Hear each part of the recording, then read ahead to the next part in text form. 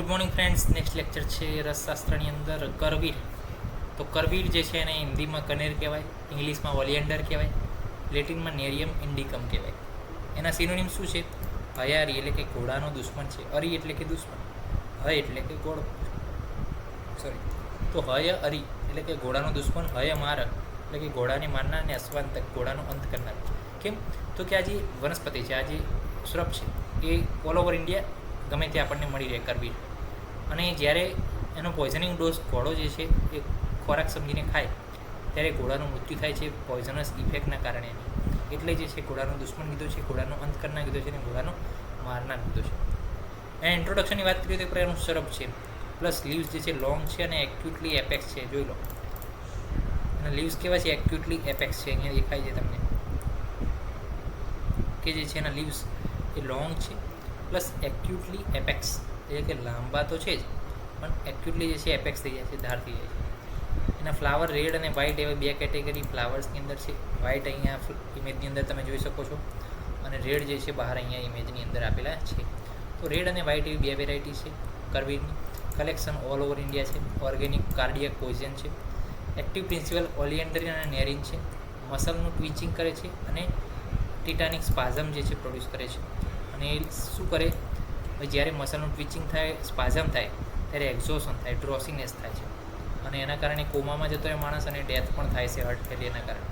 કારણ કે હાર્ટની જે કેપેસિટી છે ટ્વિસ્ટ થવાની, પ્લસ જે છે પંપ થવાની, એ કેપેસિટી જે છે જતી રહે છે, અને ત્યાં આગળ સ્પાઝમ આવી જાય છે. તો એના કારણે શું થાય છે? હાર્ટ ફેલિયર પણ થવા મળે છે.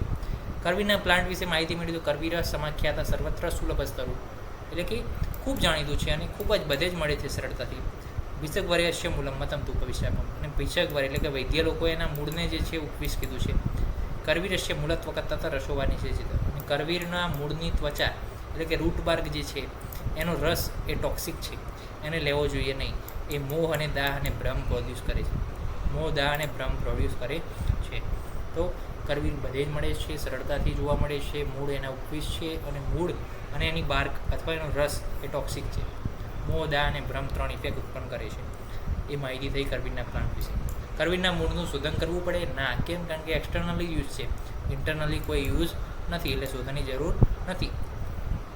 એની થેરાપ્યુટિક પ્રોપર્ટી વિશે માહિતી મેળવી છે. તો કરવીરકમ મૂલમ તું વાનિનામ પરિપેશિતમ એટલે કરવીરના મૂળને જળ સાથે ટ્રાયચ્યુરેટ કરીએ, અને ત્યારબાદ એને જે છે પ્રલેપન માટે આપણે ઉપદંશમાં વ્રણ દૂર કરવા માટે એનો ઉપયોગ કરીએ. કરવીરનું મૂળ પાણી સાથે પેષણ કરવાનું, એટલે કરવીરનો લેપ તૈયાર થશે. એ લેપને જે છે ઉપદંશમાં જે વ્રણ થયો હોય એ વ્રણનો નાશ કરવા માટે ઉપયોગી છે. કરવીરનો પત્ર સ્વરસ જે છે એ નેત્રમાં પણ ઉપયોગી છે. અભિષ્યંદ નેત્રના અને જળસ્રાવ પણ જે છે રોકે છે. નેત્રનો જળસ્રાવ અને અભિષ્યંદની અંદર પણ જે છે કરવીરના પત્રનો સ્વરસ બહુ ઉપયોગી છે. તો બે વસ્તુ થઈ, ઉપદંશના વ્રણમાં અને નેત્રના રોગોમાં કરવીરનો ઉપયોગ બેસ્ટ છે.